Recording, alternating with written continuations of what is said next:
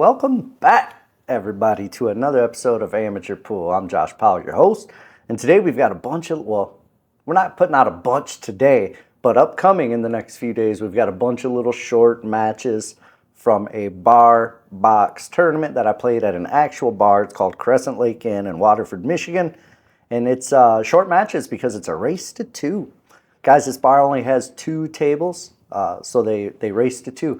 And there are some good players that play this one. This in particular night, I think there was 12 or 13 people playing. So this wasn't a huge tournament. Usually there's 20 to 25 people.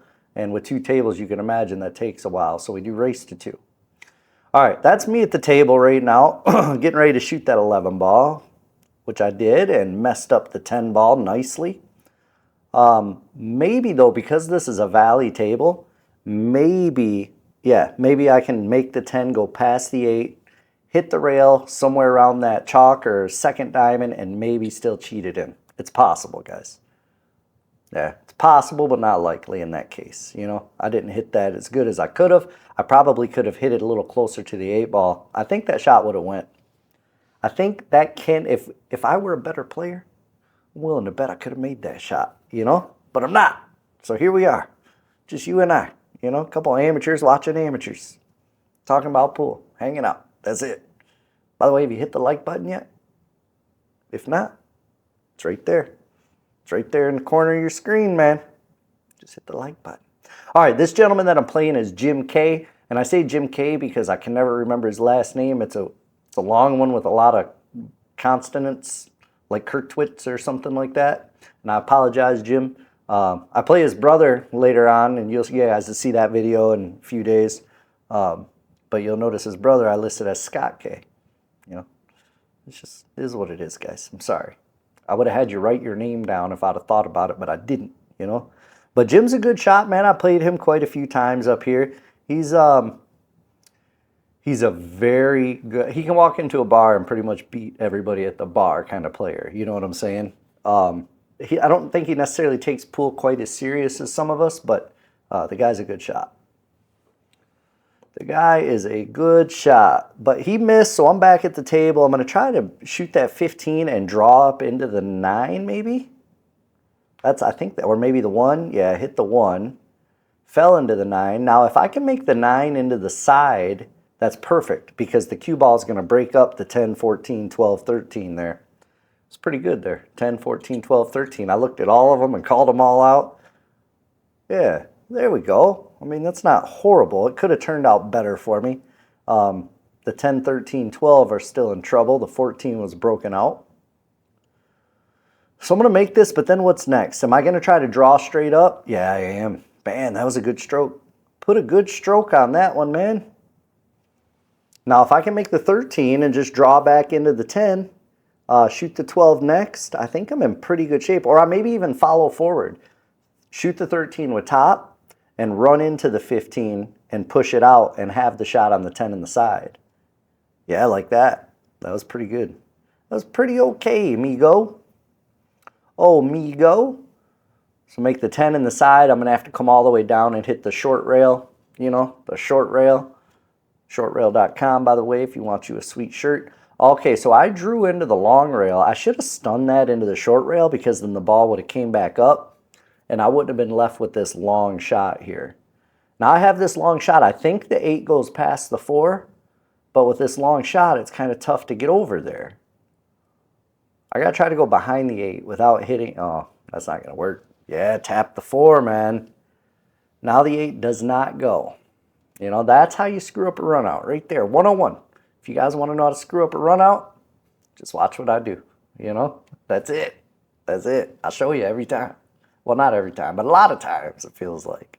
All right, so I'm going to try to bank this. That's all I got. And I'm on the rail, so I have to use follow on the bank, which, as you know, makes the ball go short. When you use topspin, the object ball banks off the rail with bottom, and it comes short off the rail. Just facts. And I didn't adjust for that, so I missed it short. And here we are. Jim's looking at a nice little 3-ball run, and I started him on his tough ball too. You know, if I wouldn't have left him right there, he might have had a tough time with that 4-ball, but nah, Jim's looking good. I have no doubt he'll get out here. So I'll probably start at a deficit here. Jim will be on the hill because it's a race to 2. Don't forget, Jim will be on the hill, and I got to try to fight and claw my way back. You know what I'm saying? Get out of here. Fight my way out of there. That's all I can do. You know? I don't know why I'm all fired up today, guys. You know, it is what it is. It is what it is.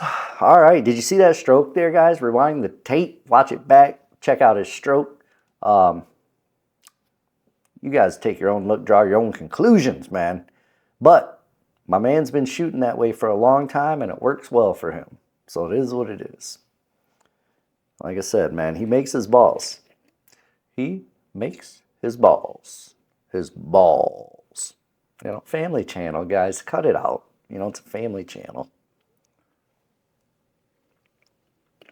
All right, Jimmy Jam. You got a good-looking spread on this table here. What are you going to do with it? That's the question of the hour. You know, if he runs out here, I lose. It's a double elimination tournament, so I won't be out. This is my first match of the tournament right here, guys. So I'm going to take you through in the right time frame of when the matches were played. I'll post them in order. That way, if you guys follow along, you'll see what happens. I'm surprised Jim missed that shot, to be honest. He came down, though, and got a good shape on that 13. I don't know if I can see the 2 or not. If I can, this is a perfect shot because I think follow will move the 14 away from the 6. Yep, sure did. I sure done did that. But, man, oh, man, I think I landed right on top of that 4. Yeah, I'm looking at it, man. I don't think there's much gap there at all, and it doesn't look like the 4 is lined up. I don't think I can make the 6. I think the 14's in the way. I can't even hit the 1 because I'm on the 4. I could hit the 5, but that doesn't go anywhere. I'm in a real tough spot. I'm in quite the pickle, quite the conundrum. You know what I mean? Conundrum. It's a big word for a fella such as myself. All right, I'm gonna try to cut that 4 ball into the side. But I have my doubts here. Yeah, that was bad. That was bad. That looked weird, man. That looked very weird.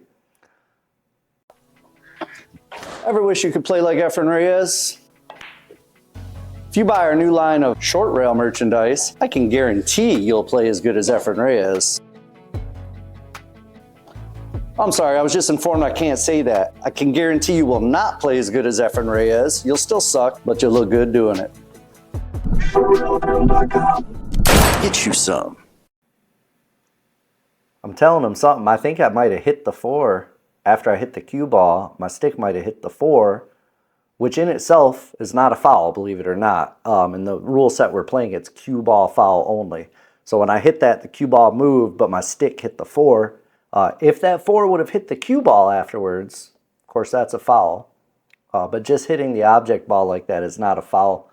The opponent gets the option of putting it back where they think it would have been, or just leaving it there. And Jim said just leave it there. But yeah, but that looked very strange, man. That looked very odd. Rewind the tape and watch it back for yourself if you don't think so. It was weird.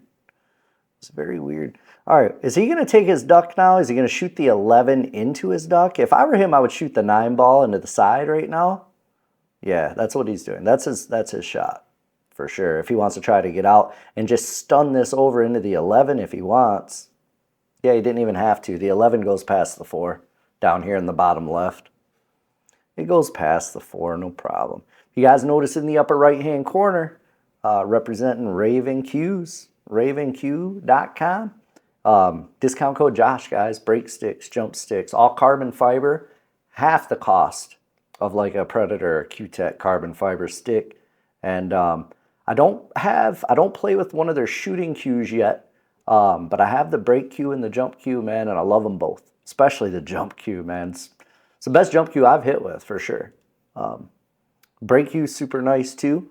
I haven't played with a ton of different break cues, so I don't know how it measures up to some of the other ones, but I plan on doing a video review. I've got some friends who have a Predator. I've got one friend who's got a Q-Tech, so we're gonna put it to the test eventually. But so far, man, love the cues. Love them, and you guys can get a discount by using code JOSH. It's 10% off. So if you're looking for a new cue and don't want to break the bank, you're welcome. Now back to the match, guys. Stop distracting me with that. Stop distracting me. All right, that was just straight left. There was no bottom on that. That was just stun left. But I hit it maybe a little too hard. I don't know. I've got a shot on the 6 here, albeit not an easy one. Carom, yeah, I'm playing a carom here. And I don't know why I'm doing this because there's 2 open shots on the 6. I think maybe because I'm jacked up over the 14. I don't want to try to be that accurate. But that carom's a tough shot, man. Yeah, and I drew it too much. And I made the 6. I should have just went for the 6 anyway, man. You know what I mean? That was dumb. That was a bad judgment call right there on my part. Don't do what I do. You know what I'm saying? Do what I say, not what I do. That's what my mom used to tell me all the time. You know, as she was smacking me in the mouth. Do what I say, not what I do. I'm just kidding. She didn't smack. Well, I did get smacked in the mouth from time to time. But I don't want to make it sound like she was abusive. You know what I'm saying? That's just how we grew up in the 80s. You got the belt. If you did something really bad, you got to switch. And if you backtalk, you got a little smack across the face. You know what I mean? It's I learned a little respect that way. You know? That's what a lot of these kids are missing these days, man. There's a little whack upside their head when they backtalk. Anyway, back to the match. I'm getting off topic again, guys. You know? I'm getting off topic here. Yeah, we've got 5 minutes left. I mean, either he wins here or the last game goes real fast. You know what I'm saying? One of the two. Let's see what he does, though. He very well may beat me here. Just depends on if he can shape that 8-ball or not. Because it's pretty... Oh, I do that sometimes, man, and I hate it. I feel your pain, Jim. Man, I hate when that happens, man. You just try to play a safety and touch it into the rail, right? And you poke it real soft, and it just doesn't go anywhere. That's the worst. All right, I got the 5, obviously, because I've got ball in hand. Lined up on the 3. This should be an easy little... I can either play a draw or just stun it into the right side long rail and back off. I stunned it with a little right spin just to come down closer to the 8. It's a good shot. So with this 8-ball, hear ye, I do declare that with this 8-ball, we're tied 1-1. I don't know. It's dumb, guys. I don't know. You know what I mean? It's words. You put them together, they make sentences. Sometimes they make sense. Sometimes they don't. You know? All right, I did a second ball break there. So I hit that second ball as square as possible with a little bottom, a little outside English. And I send the cue ball into the rail and then back into the little stack of balls. In this case, they didn't break up so great. You know? Might have been a bad break. Might have been a gaps in the rack. I mean, listen, guys, these are regular bar tables in a bar. They get used and abused. The balls look like they've been World War III. The tables are dirty. Even on camera, you can see the dirt on the table, which is crazy. So don't ever expect to get tight racks in conditions like this, man. It's just nearly impossible. Most I ever hope for is that the top 3 and the 8-ball are all touching, you know? And then from there, whatever happens, happens, you know? If he dies, he dies. Name the movie, guys, in the comments. You know the drill. If you know the movie, which I'm sure 99.9% of you already know the movie because it's legendary, put it in the comments, bro. Put it in the comments. That was a good try, Jim. Very good try and a good leave. He may have left me the 7-ball into the side, but that's no easy shot. This is no easy shot. We'll see what happens here, though.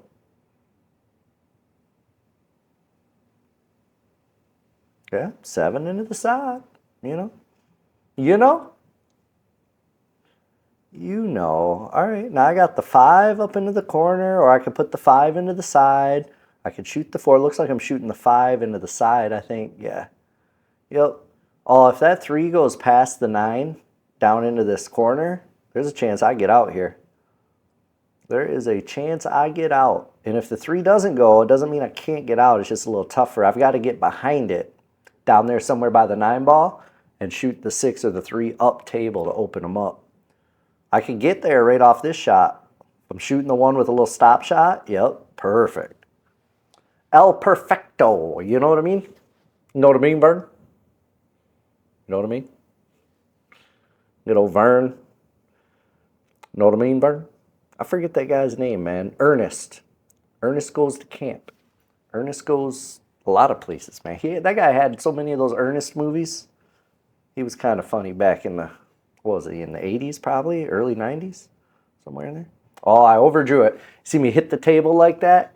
Guys, that's the universal sign for slow the F down, cue ball. When you overhit it and you hit the table, that means slow down, sucker. Universal. It's a universal sign. You can ask anybody, bro. I'm not making it up.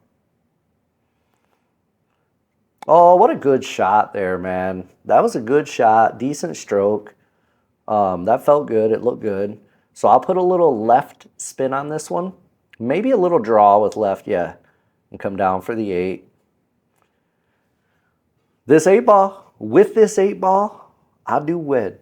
You know what I'm saying? I wed myself into the second round of this tournament, boys and girls. So that means our next match will be round 2 of this tournament.